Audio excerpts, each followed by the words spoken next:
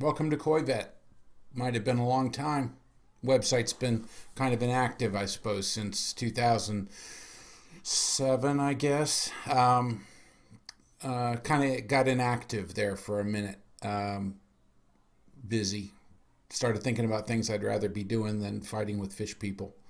And then things changed. The video age happened. And instead of typing out web pages, I got interested because uh, I don't know. It's just the hobby is largely the same. Fish are dying of all the same stuff, and they get better. You use most of the same antibiotics are out there. I mean, Exactum's gone, but New Flora is still there, coming to broader use. Batral's still real good. New treatments for ciliates have come into the play. Mardell has Fritz Industries came out with Clout. It's been around for a while actually, but been doing some work with that, and the clearance rate on ciliates is good. I'm rambling, but that's what fish geeks and scientists do. Let me introduce myself. I'm a fish veterinarian from Marietta, Georgia. My name's Erik Johnson. I treat dogs and cats and all that stuff, but I also have a specialty in fish and wrote a book on it. It's called Koi Health and Disease. It's linked all over this website. This website's been around for, I guess, since 1994, something like that. And it's been bigger in the past. I like it now, a little bit smaller. And It's basically an outreach. It's the goal of the website is basically to try to bring fish health in several different formats to the average hobbyist, the fireman, and the librarian. I say people that just they're not scientists. They're not here. They're not my colleagues. They've got sick fish. They just want to know how to keep them better, or they bought a house. This happens all the time. They buy a house and it has a pond in the backyard, and they're sitting there going, "Great, okay, so I got this pond. I don't want the fish to die. My spouse is starting to kind of love those fish, and what do I feed them? What kind of fish are they? I was told that they were valuable. Just all these questions that people have. So I'm going to try to answer those. And so I have three related websites. It's koivet.com, drjohnson.com, that's drjohnson.com, and watergardeners.com. And each one is going to have different kinds of content.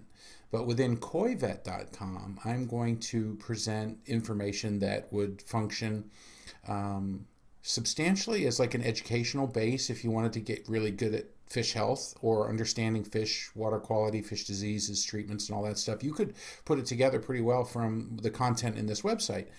Or you could use the website and the sick fish section just to figure out what's wrong with your fish and what a treatment strategy might be. Or there is a secret section that takes you through a video tutorial that's fleshed out on the YouTube aspect of Koi Vet. And there are links to the YouTube sections, and those are laid out in modules that you could avail yourself of, and they step you through. Video by video. They say, this is where you start a fish health issue, and what's your water quality, and this is why it matters. And besides me talking about these issues, hopefully I can keep them interesting. That's kind of what that's all about. That's the YouTube section. I would recommend highly that you subscribe.